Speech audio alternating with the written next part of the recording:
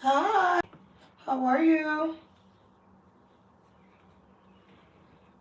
How's your day going?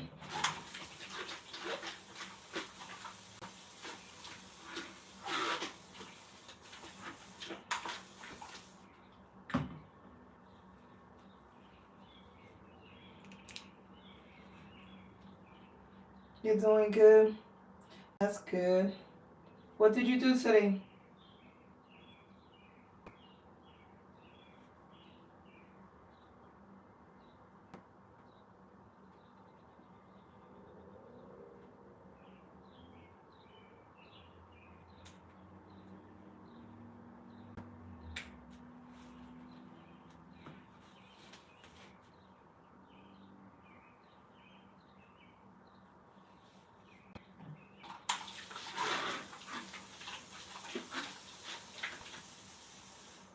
I'm creating an AI with my team, so pretty hectic. Oh, that's cool.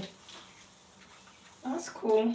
There's so much you do with AI these days. I know a lot of people are mad um, because, it's taking a lot of jobs and opportunities from some people, but at the same time, it's creating a lot more opportunities, especially for like business owners.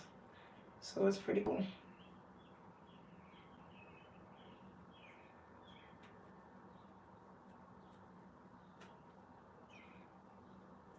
It's like my business plan or my curriculum. A lot of people told me that I could go on Chat GBT to get it done faster instead of struggling to do it myself. I'm young, but I'm old school. Oh, it's raining. I'm like, what's that noise? So even though they're telling me I could go up there to do that, I mean, I might check it out, but I'm just so used to doing my own thing. I'm scared that it might plagiarize something from someone else.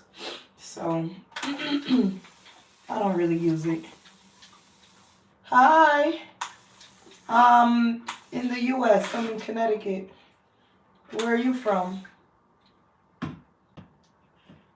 Hey, you going somewhere just daily touch up?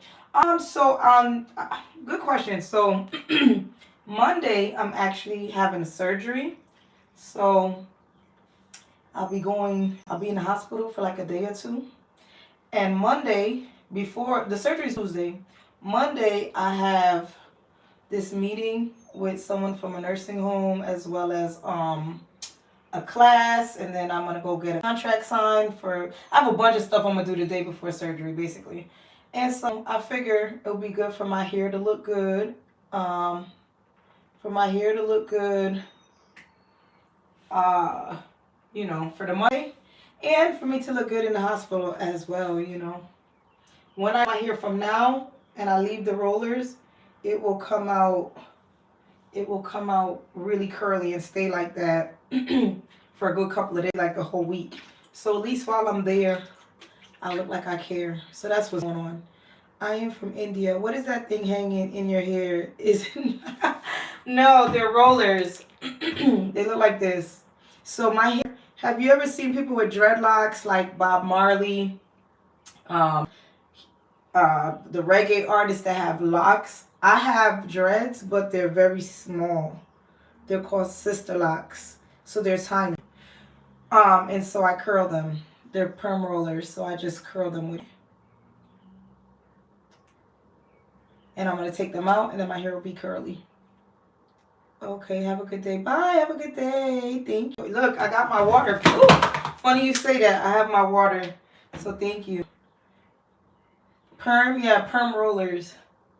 That's okay. I don't mind. Same way how I'm sure I'll have questions about your culture. You can ask me questions about mine. I don't get offended. That's the only way to learn, right? Is to ask questions. I know there's people that get insulted everything. I'm not like that. It takes a lot. I don't even know if it's possible to insult me. Thank you, Will. Thank you about my hair. Do you have locks?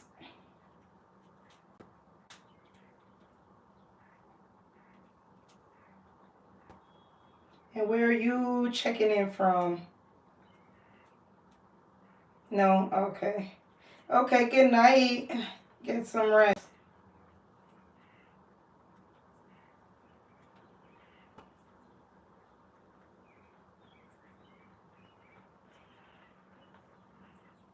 Love long hair. Oh, okay. Just talking to somebody about that today. She has micro locks. They're not as small as mine, but they're skinny. And she's saying she's planning to cut them off because she always had her hair cut like in a pixie cut. And she was just saying how she's not attached to hair. Like she could cut her hair off, leave it off, and she doesn't mind. And I was telling her that's not for everybody. Like I don't think I have a face to rock a bald head. I don't have a head for that either because I have a little sunken in spot right here. So yeah, it's not for everybody. Roller set is hot. That's like old school. I don't even know if people still do roller sets. I do. I remember my mom and them used to do that. And back in New York, you used to see the ladies with the matching rollers. They'll have a red shirt on with red rollers, the big rollers. They have big hoop earrings. That's like an old school thing. But I think when you feel good, when you look good, you feel good. So it's good to put effort into your appearance. Even if other people don't think you look good, once you feel good, it makes a difference in how. And I think sometimes we kind of lost that. Now you see people walking in the street with pajamas on, bedroom slippers. Like, what's up? And they'd be like, I don't care what nobody thinks. It's not about what people think. It's about you. You have to, how people see you is how they'll treat you. And whether it's fear or not, that's how life is.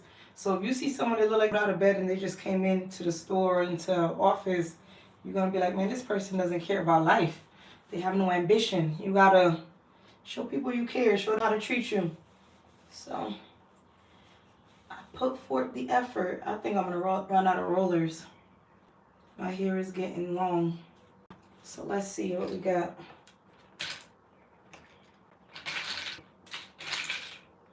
Probably should have put some of these in the front. Where are you from, Will?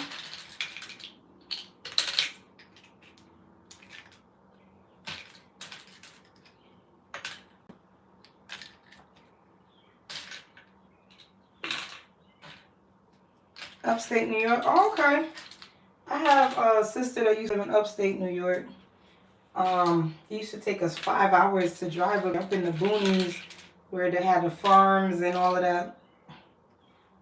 I'm in Connecticut.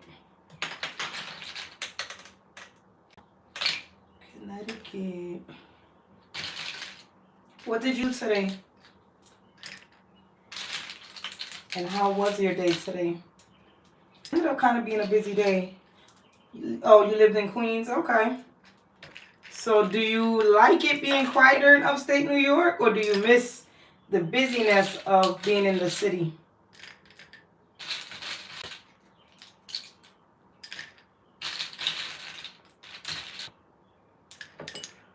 I need more rollers because my hair is getting longer.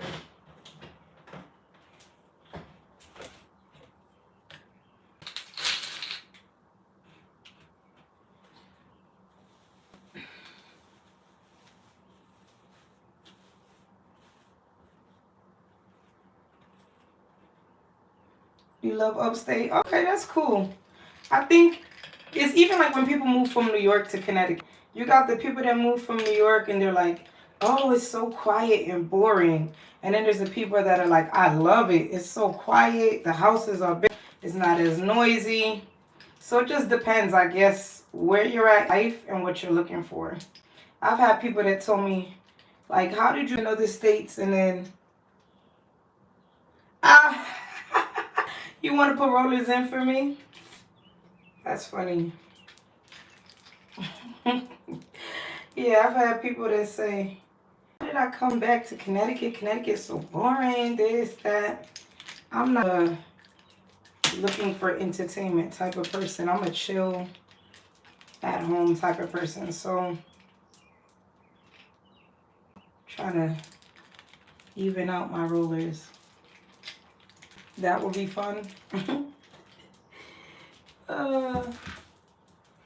You say that now until you see how much work it is, then you'll be like, I'm not doing this. Take your hair back.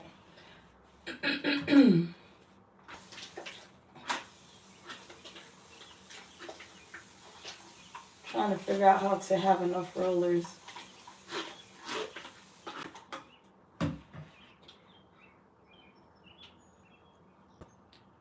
So what did you do today? Tell me about your day.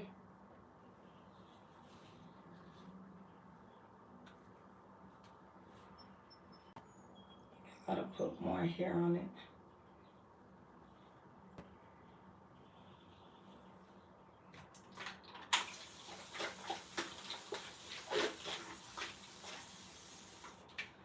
You have a lot of pets? What type of pets and how many?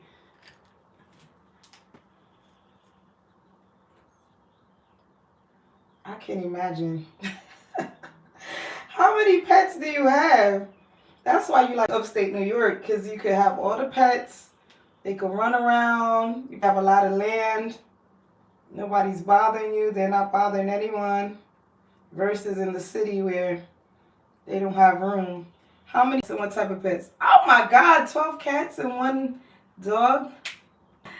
I can't. I can't. Do they make a mess everywhere? How did you end up with 12? Was that, you planned that from the beginning, or did some of them, wander on your property and you took them in? How'd you end up with 12 cats? Do you get them from the shelter? I think animals look cute, but I'm not you never liked cats, so how you end up with 12?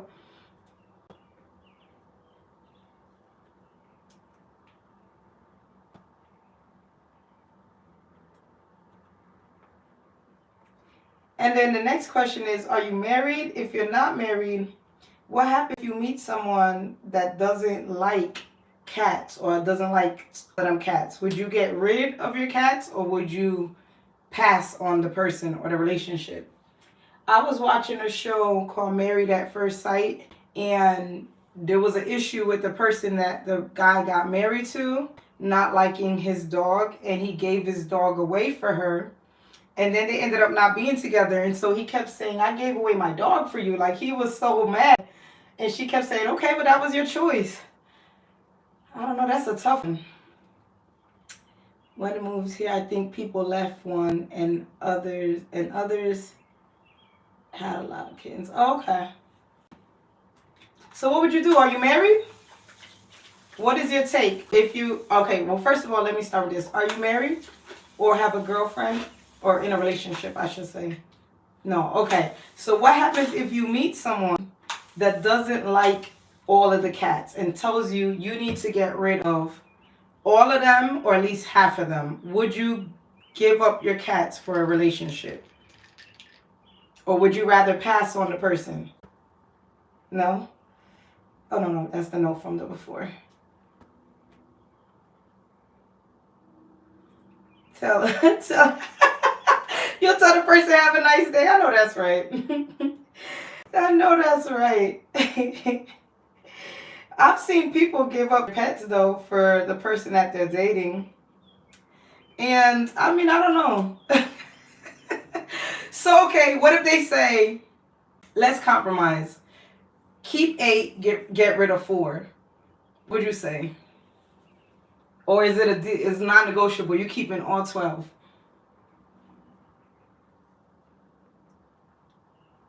Nope.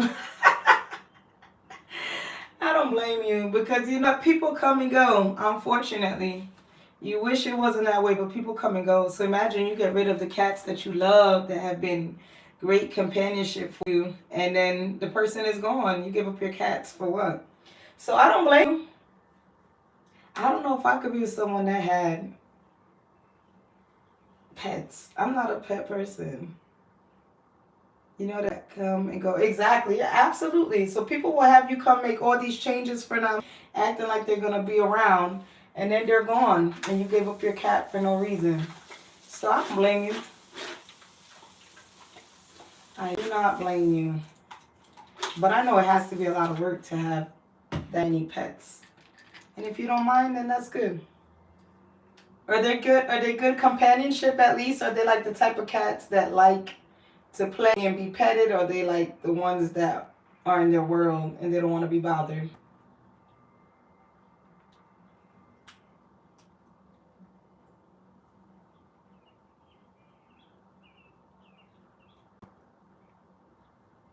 You lived on a boat in the city island, New York. Oh, that's cool. That's cool. So where you live at now is a lot of property? Gotta be in upstate New York, I think.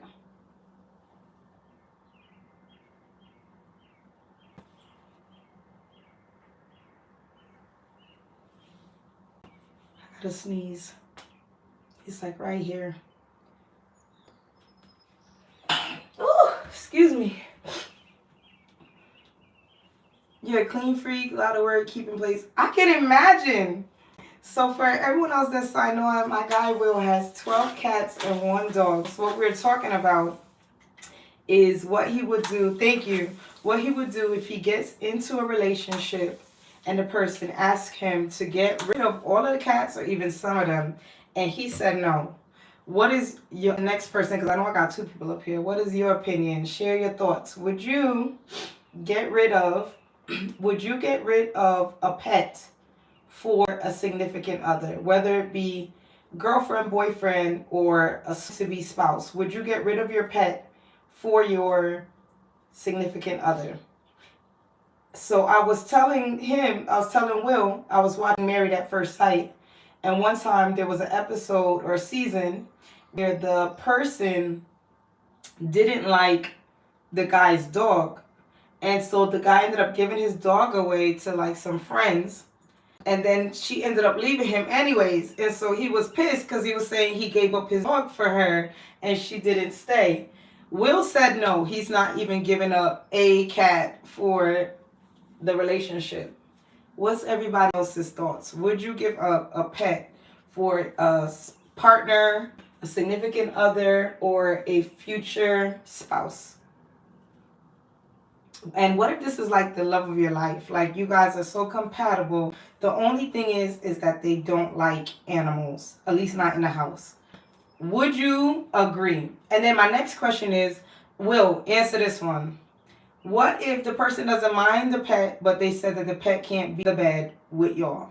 And let's say the pet, whether it's the dog or the cat, or used to sleeping in the bed with you, would you at least say the pets can no longer be in the bed, or is that a deal breaker? Would you be like, get on it, go?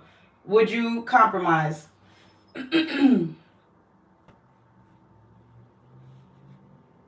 Let me know. Nope. Will is like, I'm not compromising on nothing. That is so funny. How old are you, Will, if you don't mind me asking? Will said, Oh, okay. He said he's old. That's why he's like, nope. If you are not going to come into my life and take me, my cats, and my dogs exactly how we are, be gone. Oh my goodness, that is hilarious. What else? Who else? Come on, other people comment. Let me know. I know someone else up here has pets, and I want to know: would you, would you give up your pet for your relationship? Will said nope. That is hilarious. You know, I was talking to my mother about that the other day, and I was like, it's funny because I think the longer that you're by yourself is the lessons of you being willing, a person, not you personally, a person is by themselves, is the smaller and smaller the chances that they're willing to compromise things. And I don't know, sometimes people think it would be the other way around. It's like, man, I'm so tired of being alone. I'll do whatever it takes to get someone. When you've been by yourself for a long time, you get used to your rhythm of how things are. And so when people come new, it's like they fall in and fit just perfectly into line with how your life is, or it's not gonna work. So I completely understand when you say you're not giving up, when you say you're not giving up any of your stuff. No, I don't have any kids. I'm married to Jesus Christ. Well, I'm married to Jesus Christ. But I know that, I mean, I think I'm an easygoing person, but when it comes to certain things, like I'm big on cleanliness. I like stuff a certain way. Back when I was married, I remember one of my biggest pet peeves used to be, nighttime, I like to wash the dishes, clean up the kitchen, wipe the counters down, sweep. I used to Swiffer the floor every day, especially when we lived, in the city where you are connected to a bunch of neighbors. And the stuff from other neighbors find its way over if you're not clean. I used to trash out every day. And I used to like things a certain way. So I used to wait till late at night to do that, to make sure, look, you didn't eat or you're going to eat, right? Okay, cool. So now let me clean up the kitchen. And I remember I asked, like, are you done eating for tonight? Because, I'm very picky too with how people wash dishes. Not everyone knows how to wash dishes, unfortunately. You could be grown and there's people that you look over the dishes after they wash it and you still see food between the fork. You still see some dried on sauce on the plate. You know what I'm talking about. So I used to wash all the dishes and I didn't mind because, I used to make sure it was done right. And so I would say, are you done eating for the night? And he'll be like, yeah, I'm done. And then I'll clean up, go upstairs to shower. And when I come out, I smell frying an egg. And I'm like, why are you frying an egg? Like, I literally asked you, are you going to eat? And I know that some people might say that sounds controlling.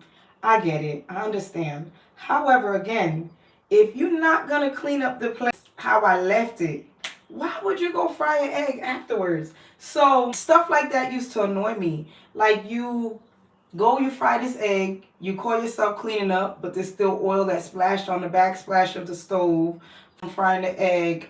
There's still fragments of the egg on the frying pan. You're like, okay, there's only one plate. We can't just leave it tonight. No. So stuff like that, when you live by yourself, you get used to You clear? Hi, thank you. I'm here curling my hair. I'm curling my hair and I'm talking, Pascal. So I need your opinion. So I was just talking to Will. Will has 12 cats and a dog.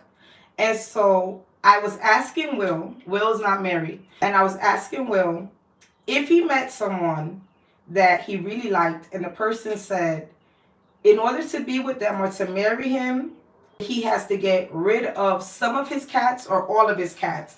Would he do it? And he said he'll tell the person goodbye. What about you? Would you get rid of a pet for a relationship or a future spouse? Comment below, Pascal. Let me know. I know you're married, I think, if I'm right. But still. Come on, you gotta answer. What would you do if you met the love of your life and the love of your life said you have to get rid of your pet for us to be together? Whether it's allergies, whether they don't like the smell, whatever. If they said you have to get rid of your pet, would you get rid of a pet for your significant other? Comment below, let me know. And then I went on and I asked them one step further. I said, okay, what if the person said, I don't mind you having a pet, but I just don't want the pet sleeping in the bed. And let's say the pet used to sleep in the bed with you for like the past 5 years. So this new person is coming saying the cat or the dog can no longer in the bed. Would you at least compromise to remove the pet from the bed at night, or would you say goodbye? Will already answered and say goodbye regardless. Will say he's not compromising on nothing. You either take him and his 13 pets how it is, or here's the door. What's yours? Oh, thank you, Will. You know I always get that compliment. It's so ever since I was younger, even in school I got voted best smile, and I used to be like, really? I mean, I didn't used to see it, but I've been hearing it all of my life. That's the one thing I got from my father, is his teeth. Thank you. Pascal, don't be hiding. We need your opinion down at the bottom, Pascal. What are we doing? Are you rid of your pets for a significant other? Comment below.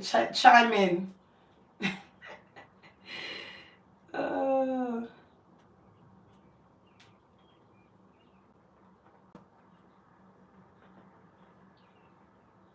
I have a gazebo that I put up outside, you know, for me to, since I'm having my surgery, I'm going to be, I think he meant sleeping. Maybe he is sleeping, I don't know. I can't remember where he's at again, what part of the world. He tells me all the time, but I keep forgetting.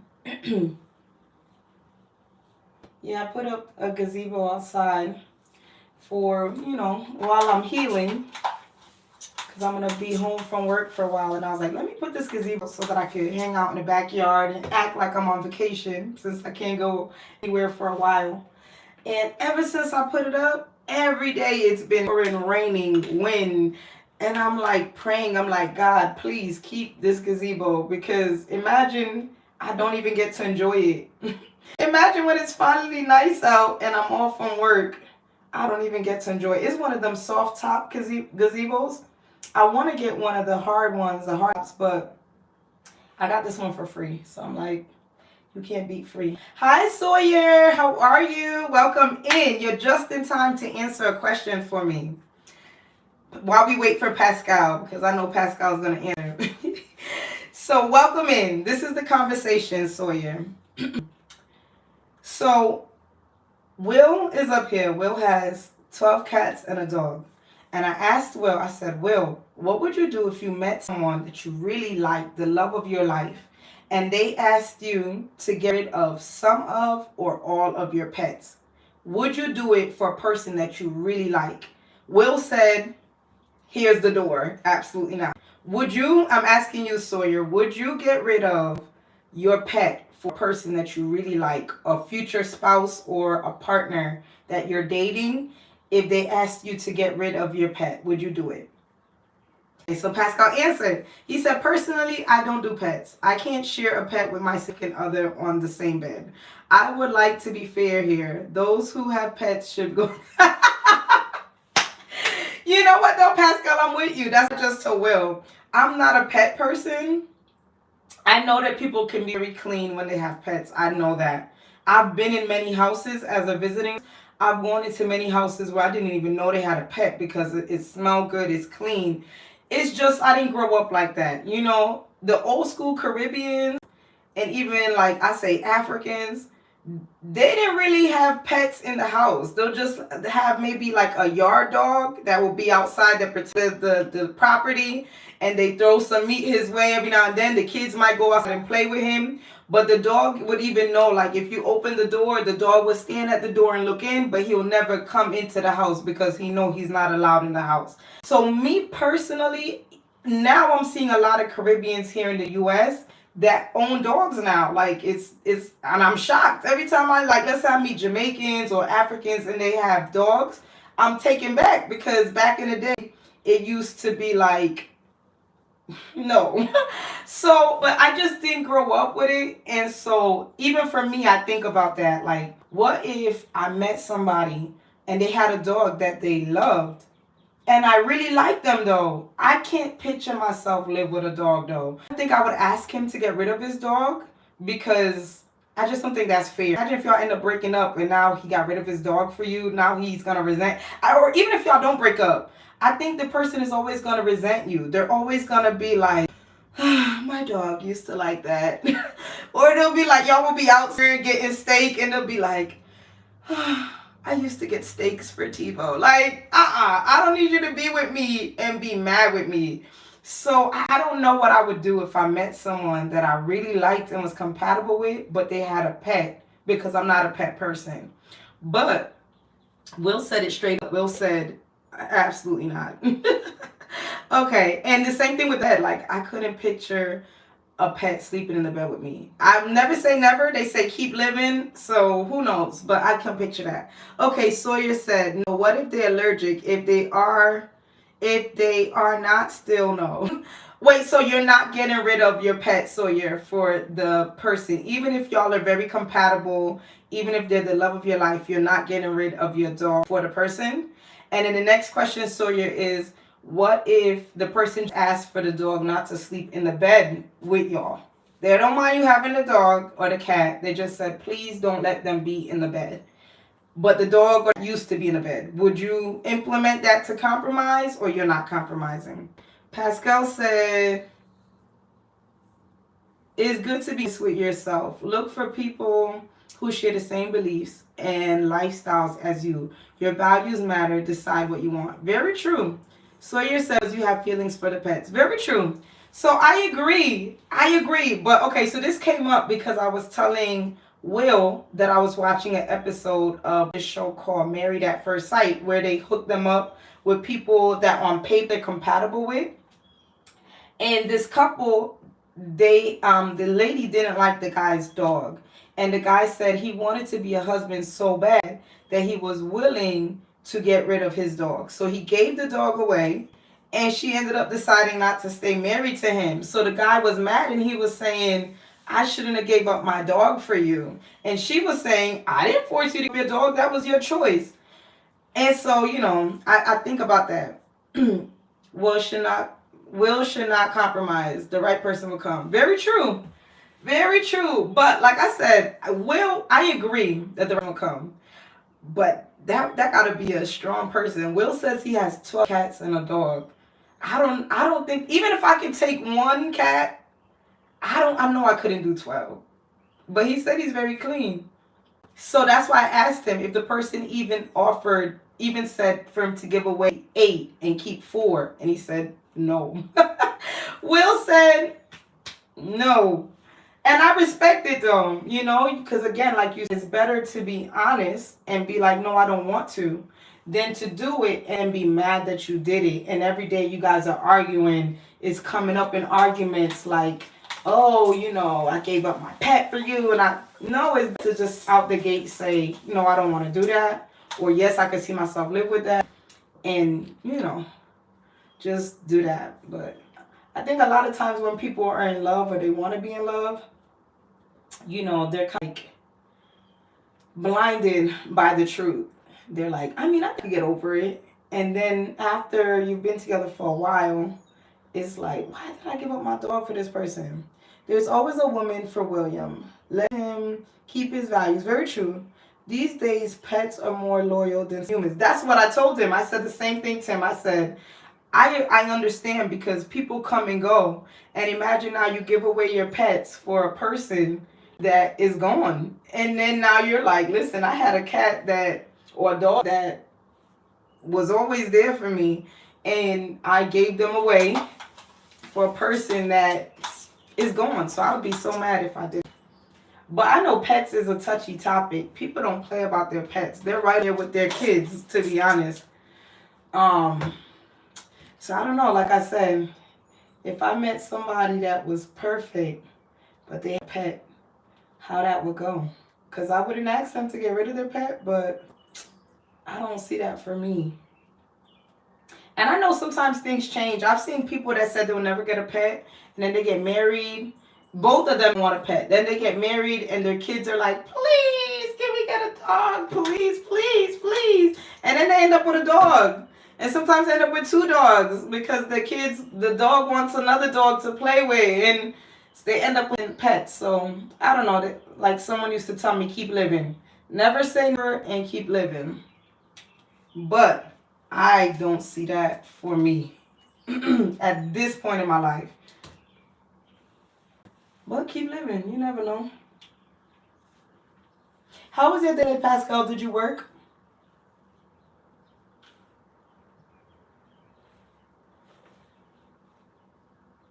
It's all about value. Very true.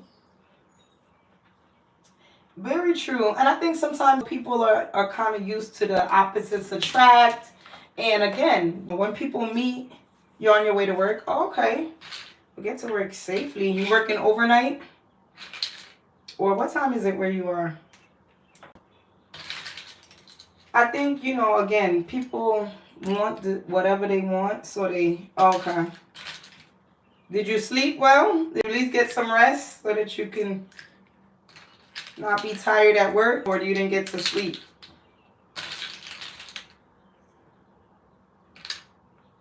Oh, it's midnight? Wow, you go in at midnight? That has to be brutal. Imagine getting out of bed at midnight to go to work. You're stronger than me. I'll be like, I can't.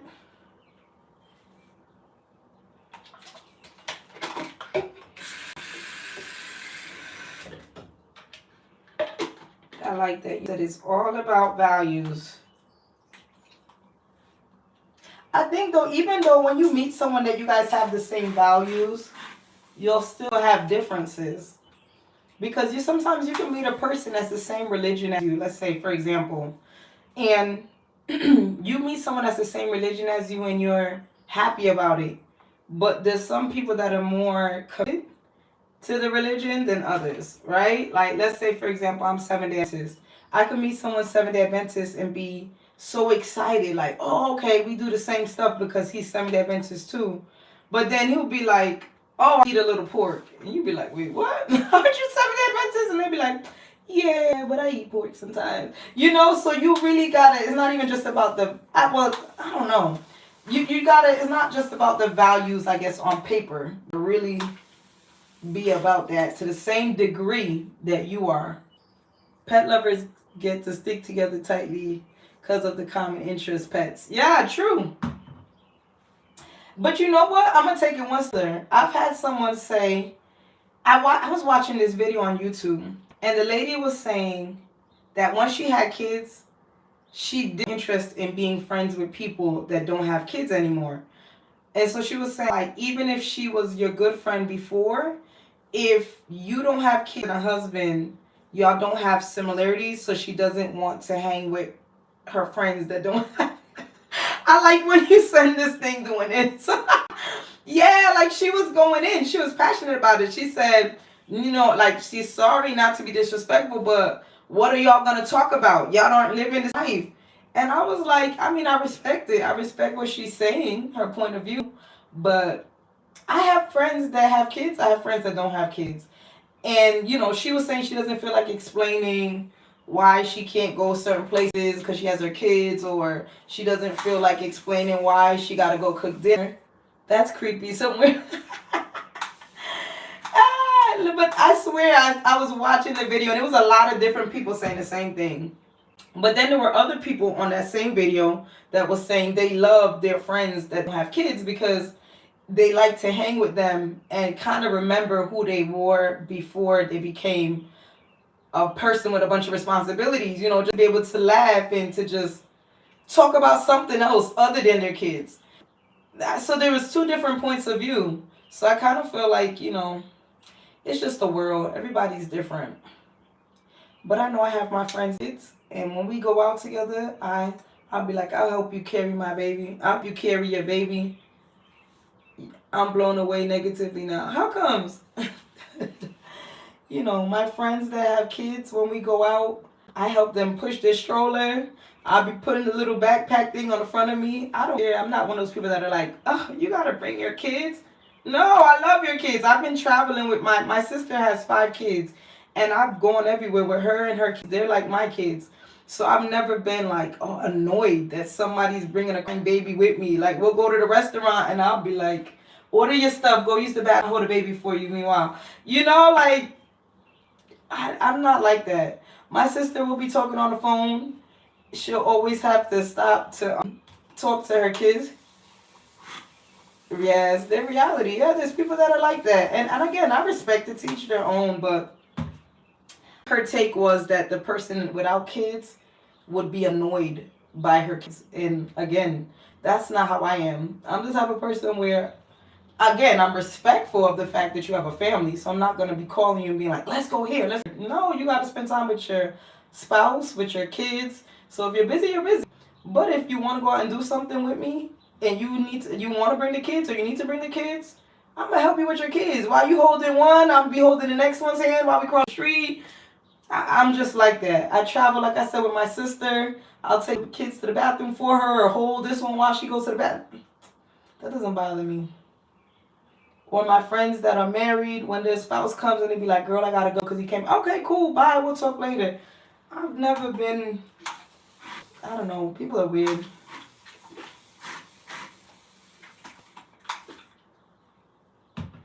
Okay, you gotta go. All right, Sawyer, later. Thank you for coming on and giving your opinion.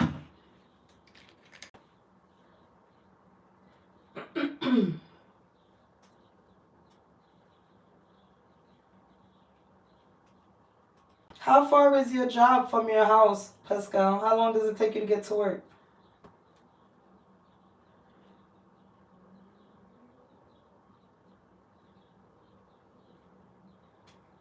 Ugh, I hate when these start to pop off like this. After I done took the time to roll it and it pops off. It drives me crazy.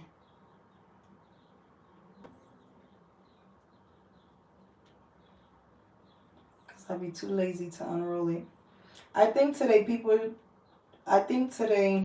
people don't check for values anymore. They just jump into the relationship and regret later. True. I think people are just pressed to not be alone, you know? They're like, especially when you're thinking about age, especially as a woman. If you're reaching up to 30 and you don't have kids yet, you're not married, you're like, let me just grab anybody, try to make it work with them. And unfortunately, that will bite you in the butt. It's better to let time catch you being unmarried than to pick someone and live a miserable life with them just so you could say you had one. And I learned that the hard way. There's nothing more miserable than being in a house with somebody that you're happy with, just for the sake of having a person. Mm-mm. 1 hour drive. I hope you're not driving me, texting me, Pascal, because I don't want anything to happen to you and you get in an accident talking to me.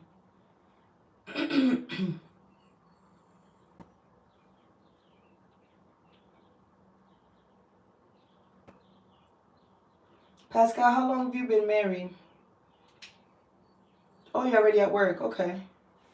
How long have you been married?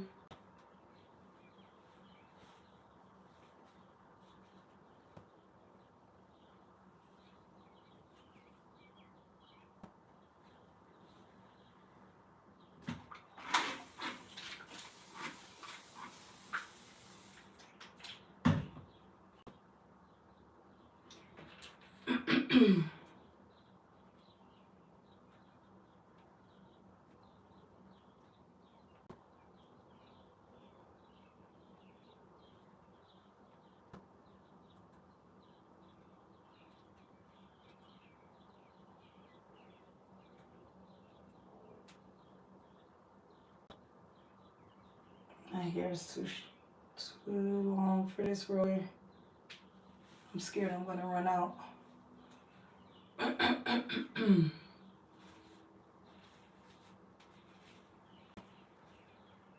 The laws here don't play with people driving with phone. It can cost your license. As it should. You know why? A lot of people end up getting in an accident and killing people because of them driving on and being on the phone. So even for me, I try to not do that. I know sometimes I've gone live driving, but I really shouldn't be.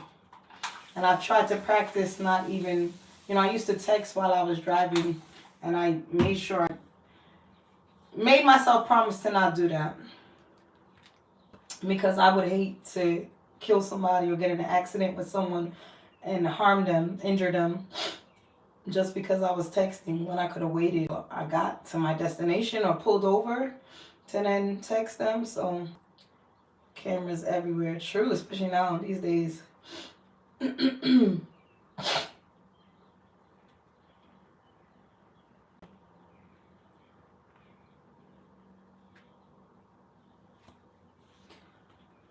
tired of curling my hair already.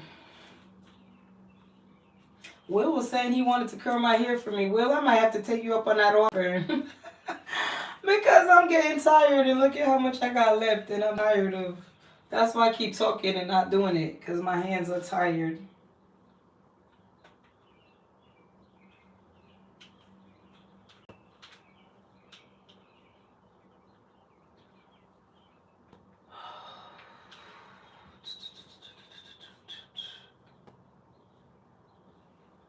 Can you imagine when my hair gets longer and it takes longer to curl it?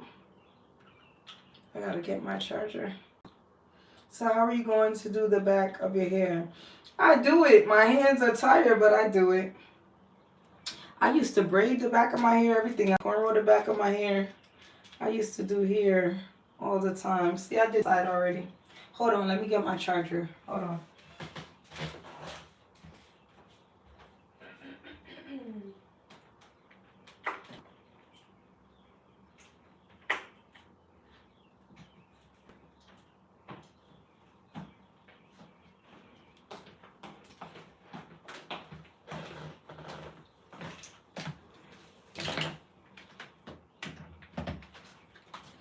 Cause I be ignoring the low battery thing all the time, and then my phone ends up dying on me. I could do the back, I just get tired.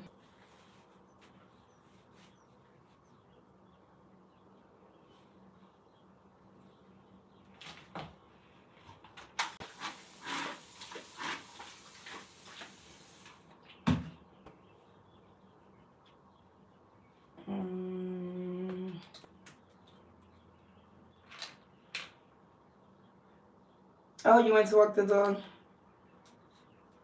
It will take you how long? If I wasn't talking and I was paying attention, it probably would have took me about 30 minutes, I feel like. But I kept talking, running my mouth, and not working.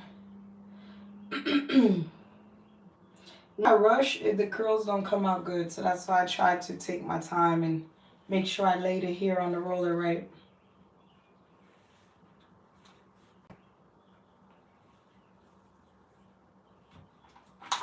What type of dog do you have, Will? I'm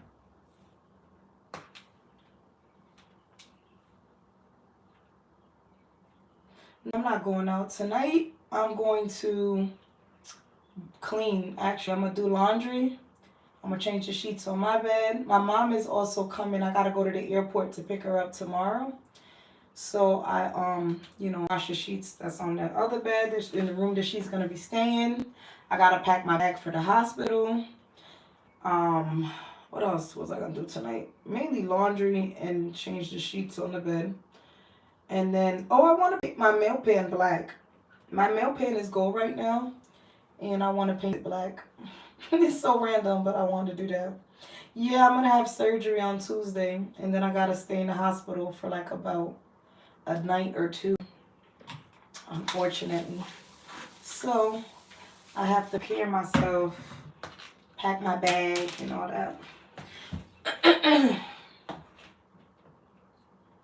Not serious, but I feel like even if you're going to get a dental extraction, to me it's serious. So, and maybe I'm dramatic, so I want to say yes, very serious. But again, I could be just dramatic, and maybe other people will be like, girl.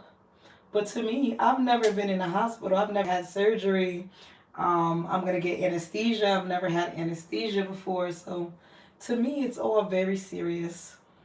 And I was very nervous all up like this, all this month coming up to it. But I've just been praying, and God has helped me to calm my nerves. So now I'm at a place where I'm more relaxed. But before, I was like, I will enjoy. Why will I enjoy?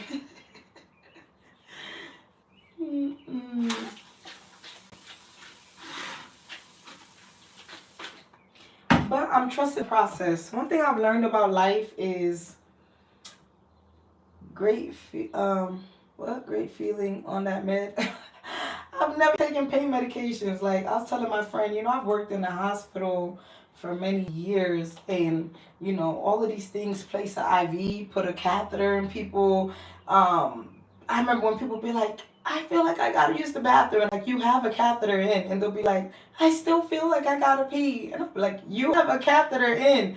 Now I'm gonna know what that feels like, So it's not to say I wasn't compassionate then or empathetic then, but now, all of these things, you know, them telling me not to bend my arm where my IV is, all of that. You said yuck. I'm sorry, I be forgetting that people aren't used to the medical world, so say stuff like nothing.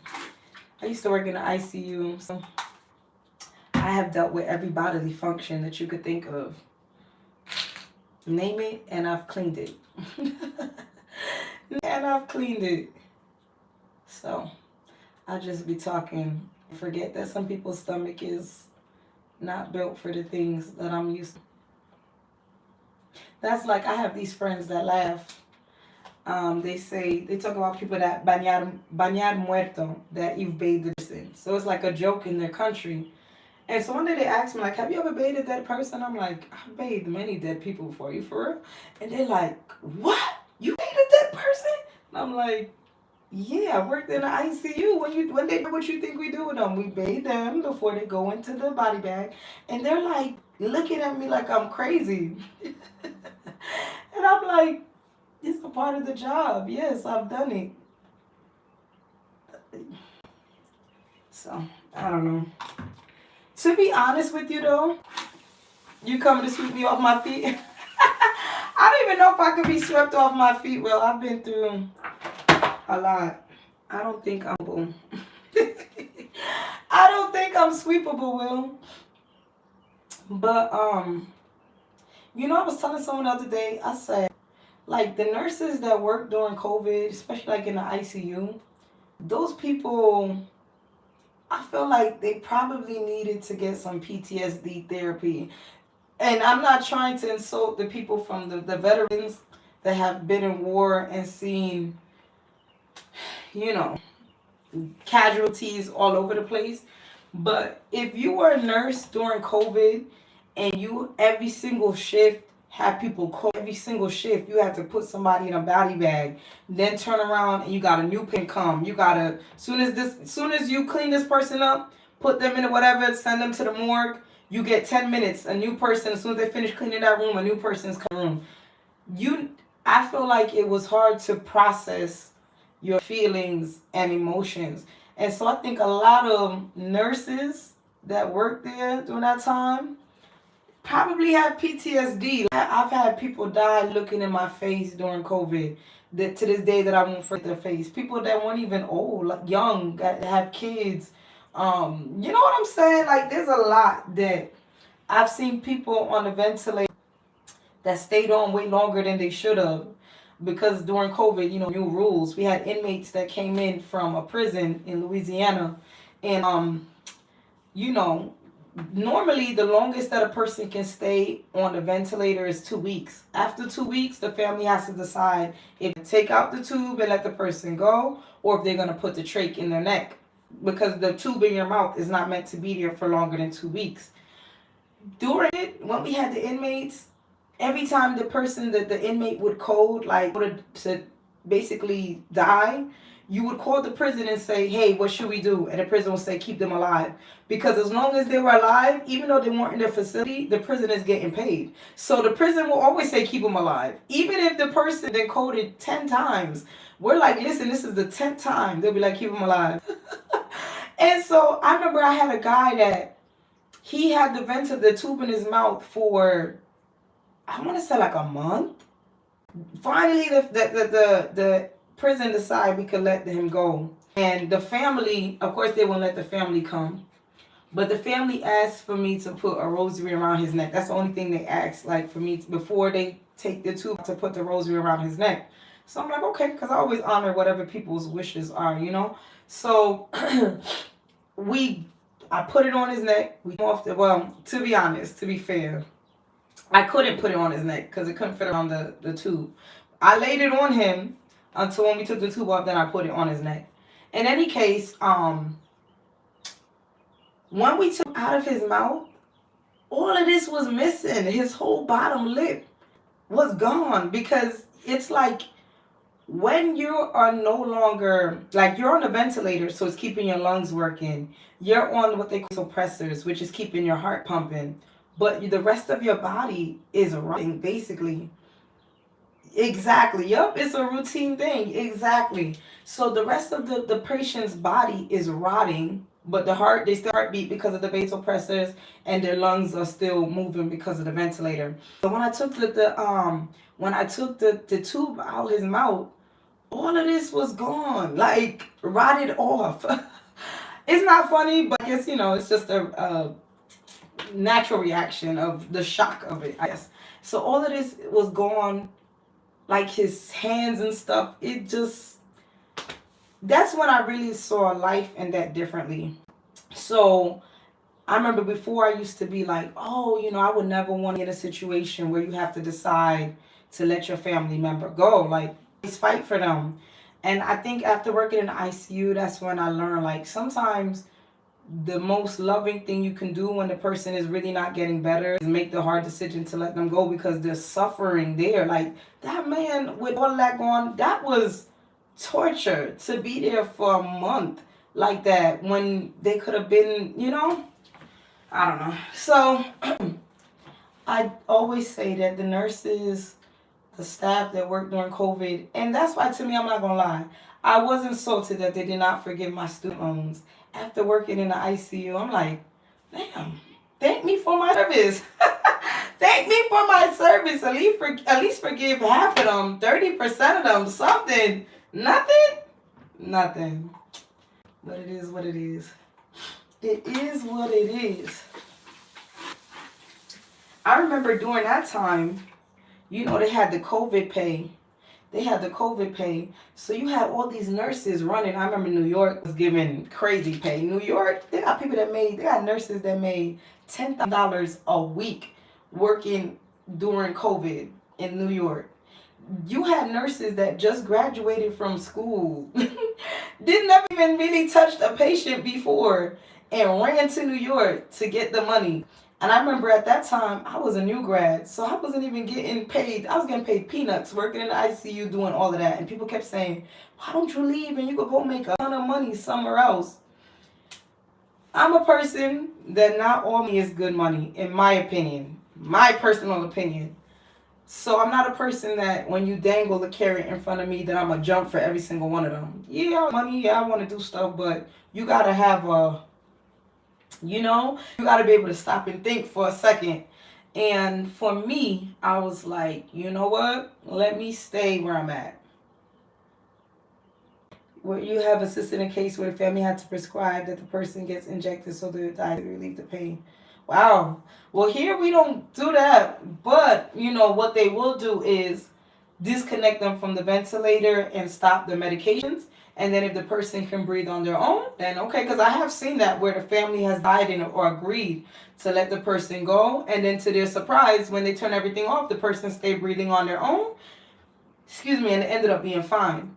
But you know, there's others where as soon as you turn those things off, you see the heart rate drop down to zero, their breaths drop to zero, and they're gone. But we don't. The most that they do, they give them morphine, and they say that the morphine is helping pain, but you know that morphine is also going to slow their respiratory rate. So essentially, you know, even with hospice, essentially you are kind of assisting the person to move in that direction. But they'll say, no, we're giving them morphine for pain. And I'm like, right. But in the interim, you know it's going to slow their heart rate. So, but they need the support. Yeah, so yeah, normally, like in the ICU, normally what I did see happen was they would call the family and ask the family or convince the family to let the person go. But because it was an inmate, they're no longer, it's not up to the family, it's up to the prison because they're property, and I hate to say it like that, but they're property of the prison. So they couldn't say no say about them. But I am going to tell you what happened. We did have an inmate that was up there, and the family called and threatened the ICU and said that if we did not save his life, they was going to come up and the ICU. And so we had to call security. They had to have some extra security downstairs because, again, we didn't know nothing about the inmate. Like, is he a big El Chapo? Is he like, is his family really in the area? It was a mess. But they called up and they said, if we do not make sure that he live, so,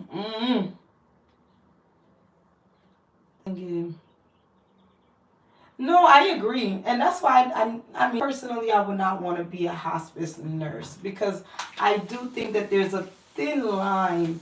Because again, I do agree that the person needs something for pain, and any pain medication that you give them will more than likely slow down their respiratory rate and push them in that direction.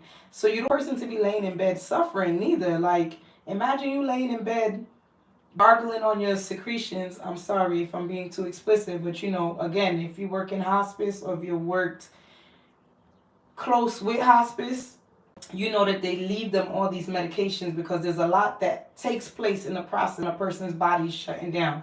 So to have a person be gargling in their secretions, basically drowning in their secretions or in pain, you don't want that. Like, you want a person to be comfortable.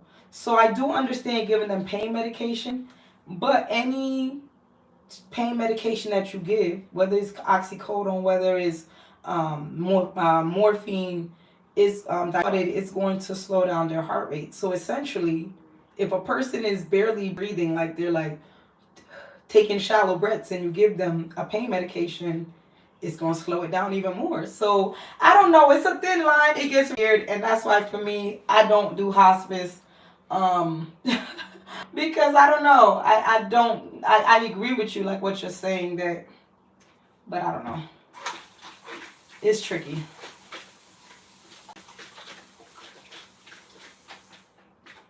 It is very tricky. But after I left the ICU, I said, you know what? Oh, yes. So I'll back to what I was saying about the nurses making $10,000 a week COVID pay throughout the pandemic. And, you know, people kept asking me why I don't come to New York to do it. A lot of these nurses, when they got to New York didn't have enough masks and PPE for them. You had a lot of these places, Cali, New York, that was telling them to come work for $10,000 a week, and they would get there and didn't even have enough masks for them to work. You have a lot of these nurses that ran to the $10,000 a week, and unfortunately they passed away. So to me, even though $10,000 a week sounded good, especially compared to what I was making as a new in Louisiana, I was like, let me stay put, because they say the devil you know is better than the devil you don't know. At least my ICU always had PPE for us. My ICU, they were very meticulous and worked to keep us safe at all times. You know, our intensivists, they didn't play about their nurses, and they would go off on the family like, listen, we care about your loved one, but we care about our nurses too.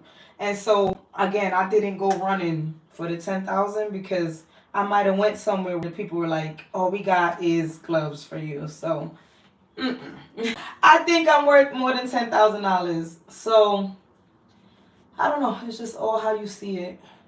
But a lot of them people, you know, I often think about that like, hey, if I would have ran there and got some of that COVID pay, where would I be at now? Maybe I would have paid off my student loans. Who knows? But they say never woulda, shoulda, coulda. Okay, have a good shift. Have a good night. Don't work too hard.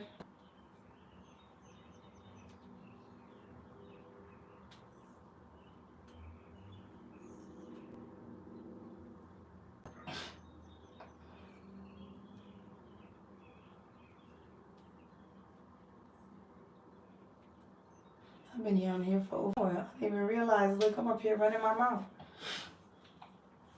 How much of my hair I got left?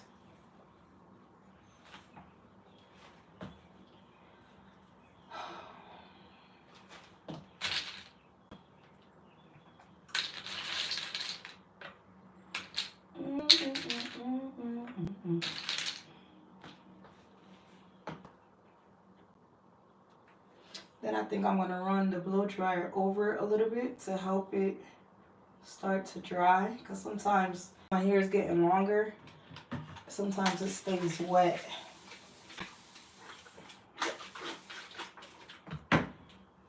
It's nice to have your hair get longer, but then it's more work when you have dreads.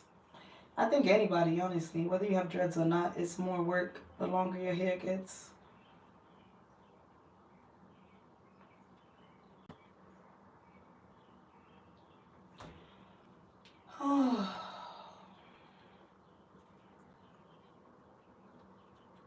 Monday's gonna be a busy day. It's gonna be super busy, but that's my last day to be able to run around and do stuff for a long time. It's my last roller, and it doesn't look like I left. Oh, I sure did. Look, I was about to say, and it doesn't look like I left my hair out. I hate when I forget some of my hair, and I sure did.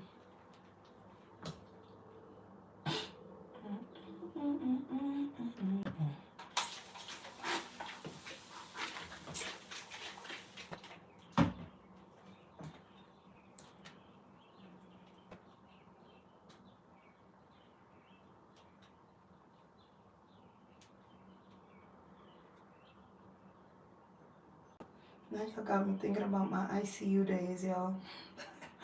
Y'all got me thinking about my ICU days. I learned so much, but it was a lot.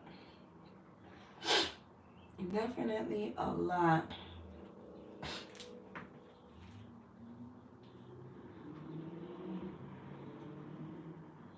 And I was a new grad when I went to the ICU too, so I remember I used to just feel so dumb, like, I don't know what I'm doing. I stink as a nurse.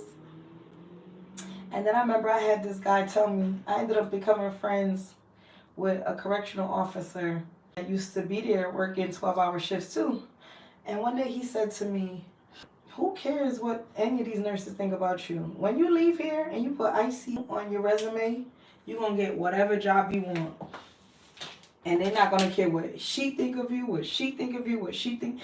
And those were the best words. You know how there's some things you just need to hear when you feel like garbage? Because I was so used to naturally being good at stuff. I was always that person that, like, other people will go to, let's say it's like, jump off of the thing and do a front flip and land on your feet. Everybody else would go to do it and be like, man, I can't. And then I would go to do it for my first time ever, and I'll land on my feet, and everybody would be like, wow, how did you do it? I was so used to being naturally good at everything. There's 2 times in my life that I have been very humbled, that humbled me for the rest of my life. Because I think growing up, when you're younger, you have this arrogance about you. And I used to have that arrogance about me. But the two things that humbled me is one, when I went to get my driver's license. When I went to go get my driver's license, let me tell you something. I drove 3 times and then called myself going to get my driver's license again because I was used to just being naturally good at.